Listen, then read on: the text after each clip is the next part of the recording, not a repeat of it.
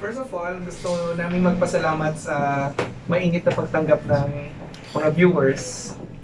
Kasi when we first conceptualized Incognito, it's very non-traditional. We wanted to tell a story na something different, something not traditional, and we wanted to create it, mount each and every scene na hindi siya parang traditional na teleserye.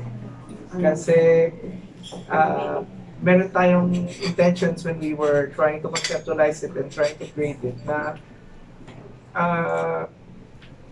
madalas kasi pag ginagawa ang isang show, ang hinahanap ng mga big boss kung ano yung gustong panoorin ng audience. Tapos, we would rely heavily on things that would really rate kung ano yung tataas sa rating. So ito naman, we are given the freedom, the liberty to tell a story that we wanted to tell and mount it and shoot it and present it on the way how we wanted to present it. So we are very fortunate, but it's a very, very risky concept at first kasi nga hindi yan yung traditional, hindi yan yung nakasanayan, hindi rin yan yung hinahanap ng tao. So anyway, we were given to the chance to do it, and then when we were able to do it and present it and show it, we are very happy and very relieved na tinanggap siya ng mga manonood. Why we wanted to show something different than the usual teleserye? Because we think it's about time that kailangan na nating mag-compete sa international level.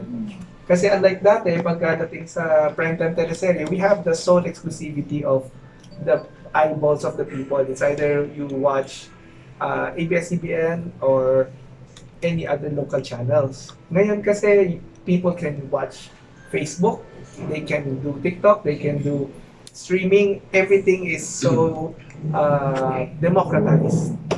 And pagdating naman sa international streaming platform like Netflix, we're just a thumbnail away.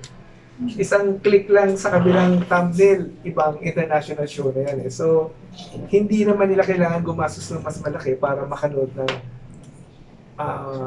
international quality film. So, for us to survive, we need to somewhat do something different than what we usually do.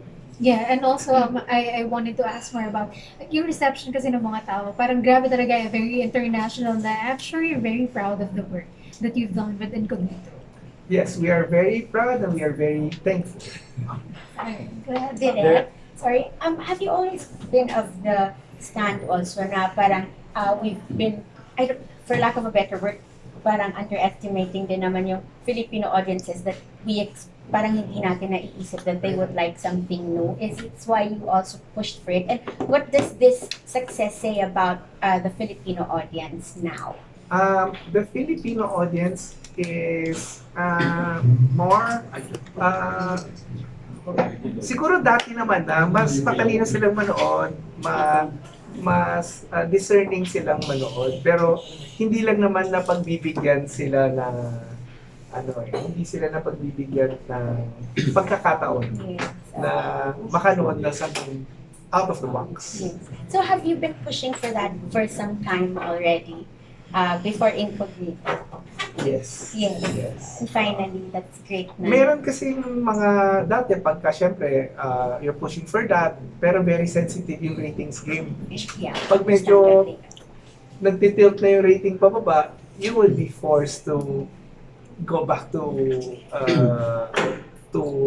kung saan sila nasanay para pumalo ka ulit sa rating. And that's the game before it. Which is now, hindi naman na yun yung... Pero syempre, importante pa rin na magustuhan ng audience. Yes. Pero, But at least there's now Incognito para to, you know, to show people na you can do something different. Yes. Diba? You can always go back to the success. yes. So, kumbaga, nag-break barriers din siya Yes. para sa atin. Yes. Direk, you shot in Marawi. So what was it like? First time you mag-shoot sa Marawi? Yes, first time namin makarating sa Marawi, first time din namin mag-shoot sa Marawi. And as far as I know, it is the first series or show na ganun kalaki na kinunan sa Marawi. When we finished with the script ng buong series kasi, tinitingnan ko at iniisip ko and I browse the internet, browse other shows kung ano yung possible location na pagtunat.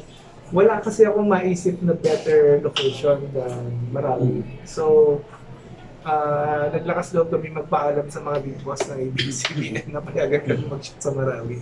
At nung pumayag naman ng ABS-CBN, immediately nag-reach out din naman yung production team natin na humingi ng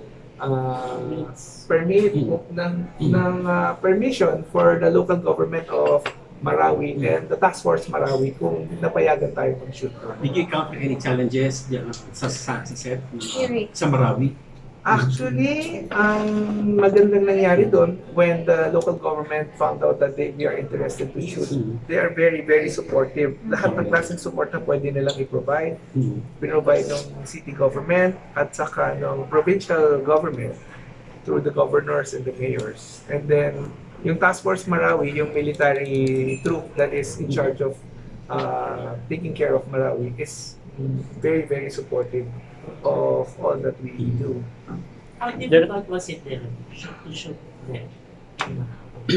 Sa simula, to be honest, marami sa mga kasama namin, marami silang hesitation because of the impression that Marawi has created over the years. But since the Marawi siege, it's been 8 years, so napakalaki na ng development ng Marawi. It has been rehabilitated. It's beautiful. Its infrastructure is well planned out. Naging problema nga namin yung ruins, hindi na siya ganun marami. Maayos na siya eh. So meron na lang ilang blocks na natitira na in ruins pa. So yun yung nagamit na sa show. Pero in general, Marawi is well, good. And we're happy to go. In terms of security, paano yung proseso? Yung security naman, Task Force Marawi provided us with security. Pero medyo nahiya na nga kami pagdating namin doon kasi parang medyo parang hindi naman kailangan ganun kadami yung security, hindi kailangan ganun. Pero they still want to make us feel safe.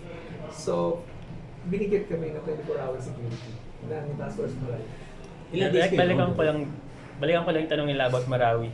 Sabi mo, you were browsing the internet and you arrived at Marawi. But why Marawi? What was it that you'd like to showcase? We wanted to, kasi yung last leg of the script of Incognito would be a big battle between the team of Manuel, yung character natin, is Lacandula, and our contract. So it's a big battle. It wanted to be an urban warfare kind of thing. So yung Marawi yung magandang gamitin. The perfect location. Ilan days ka na? We stayed there for 17 days. And of course, you've done a lot of firsts in Incognito. Do you think you'd be able to top that in your next project?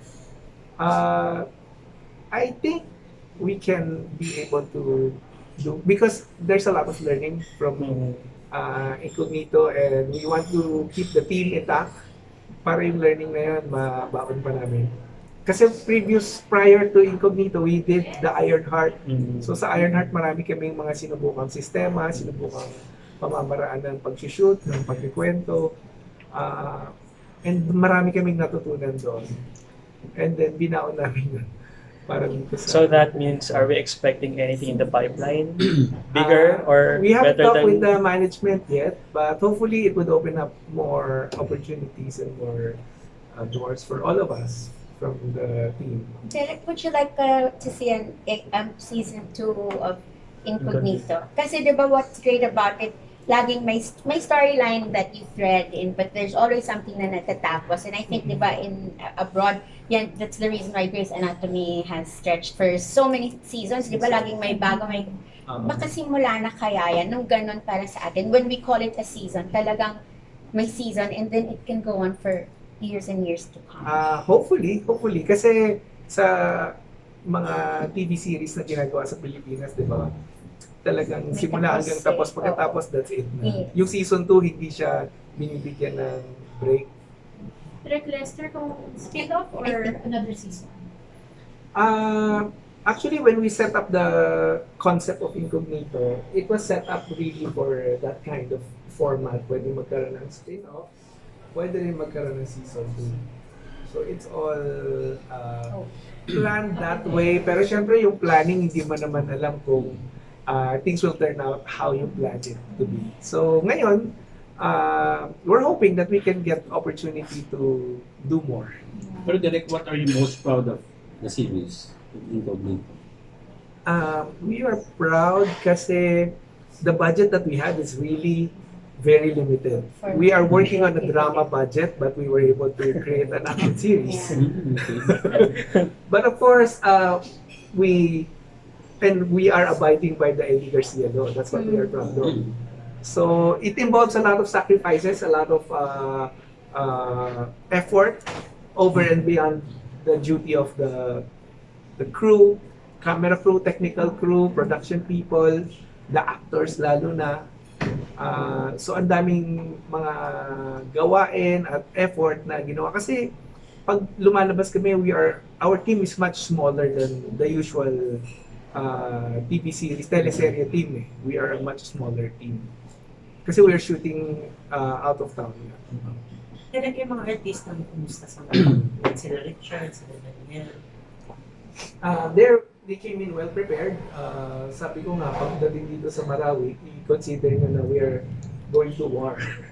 Hindi lang we're going to a shoot. Kasi you need to come in prepared kasi we have to shoot every day. Although after every 4 days, we would do a 1-day rest. But it's very intense action shooting. So it's very physical and highly emotional. It's very draining for them. And they are all came in well prepared and they delivered what is expected of them. Wala man problema with anyone na rin, injury or... Other than the usual injury that they sustain, wala naman. Kasi, why did I say other than the usual injury? Kasi they're like athletes fighting, playing in a championship game, tapos action siya. So normally yung bruises, bukol, tapilok, it's normal.